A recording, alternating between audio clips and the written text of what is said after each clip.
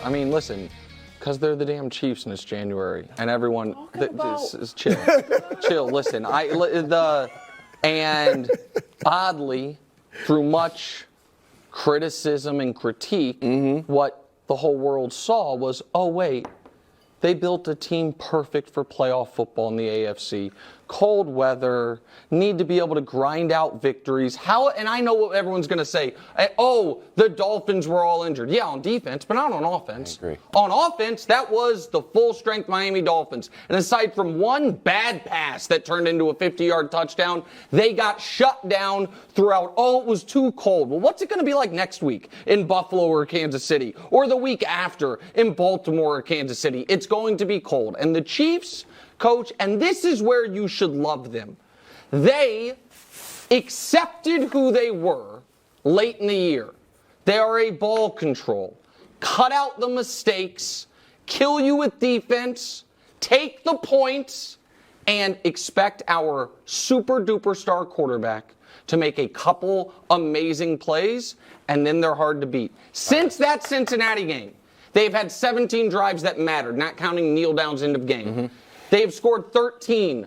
On 13 of those drives, they've had 3 punts and 1 turnover. And I know, all in honor of Eminem being at the Lions game, I'll 8 Mile this. I know what everyone's going to say. Well, what about the red zone, Nick? The red zone. The red zone where they would have scored 4 red zone touchdowns instead of 2, if not for an egregious block in the back penalty and Patrick Mahomes' helmet being cracked in half, so he has to essentially miss a play. The answer is they were never, you know, if I may say, there was never a doubt. And I'm going to be a little understated here. I agree with that. I'm going to be a little understated because it's just the wild card round. Like, I don't know, the franchises that make a big deal about the wild card round, I don't, maybe once upon a time, but not in this lifetime to me. So no, I mean, listen, nobody wants to play them. Lions. And so they won. The biggest reason they won is because it's the Chiefs in January. So unless you have Tom Brady, you're basically have a 1 in 15 chance of beating them, and a 0% chance of beating them in regulation. That's what you like it. Go ahead. That's what happens. Ahead, what I like. What? Who wants to play the Chiefs? Nobody. I do love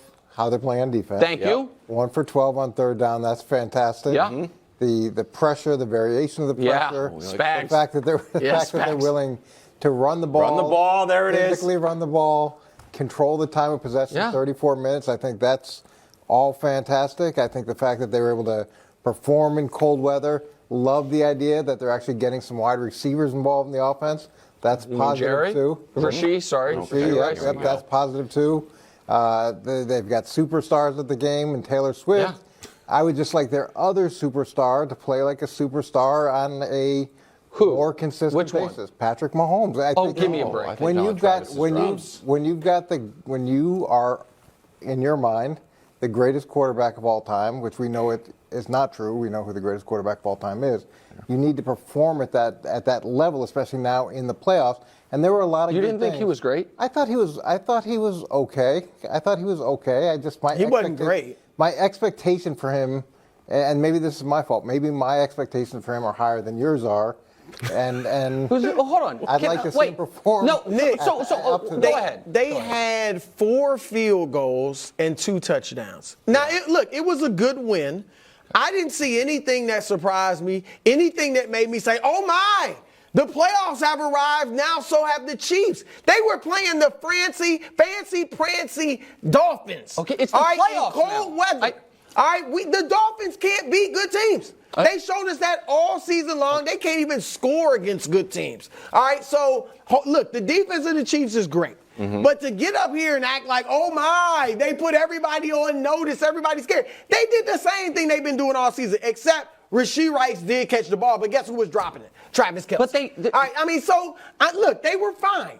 I think they played pretty much how they've been playing. They won by 19 points against a team that's 1-6 against playoff 3 teams. weeks ago was playing for the 1 seed. Here's the thing, because Wilds keeps throwing out this stat. If you score 21, if you score 21, you beat the Chiefs, and it's a misleading stat. The more accurate stat is this. The Chiefs are unbeatable when they score 21. And if you guys think, it's so literally unbeatable, and if they don't turn the ball over, separate issue, the one loss they have when they haven't lost the turnover battle, one of the turnovers was a pick 6, which is almost like 2 turnovers in itself. Yeah. So there is a level of The Chiefs, the reason you're not seeing more wow plays from Patrick Mahomes and the reason they're struggling in the red zone is because the Chiefs, Patrick is refusing to take chances there. I believe there are plays that could be made, thrown into the end zone that he's saying right now, under this context of a playoff game against the Dolphins when they can't score, not going to do it. Yeah. I'm not going to put the ball at risk. If you guys think all of a sudden he's lost the ability to make those plays, when all I heard all year, I need one receiver to step up. Can one of these guys step up? And to which we now yada, can we show Rashee Rice? Because Rashee Rice all of a sudden, I don't know, people talked a lot about this Tyreek Hill trade. Forget the fact we got Trent McDuffie. Here's their playoff production the last 2 years. Keep in mind, last year, Rashee Rice was playing in college football. So Rashee Rice has been as productive as Tyreek the last 2 years just yesterday. So you have Isaiah Pacheco, who's a good running back. Travis Kelce, who even at aging had 70 yards in a game where he had 3 drops. Yep. Rashee Rice, who was excellent. Mahomes, who made no mistakes. And the best defense left in the football. And against a defense that's wasn't great to begin with, and then was banged up. A depleted and demoralized team that's coming in, playing in ridiculously. So we're just trying to bring you down. Because they don't look that much better to me than they looked in the regular season. So then here's my question. But this is what I've been trying to convince you guys to do all year, is judge this Chiefs team against this year, not against history. Because had they won this game 35-27, I bet you guys would be sounding very differently. But that would be more concerning.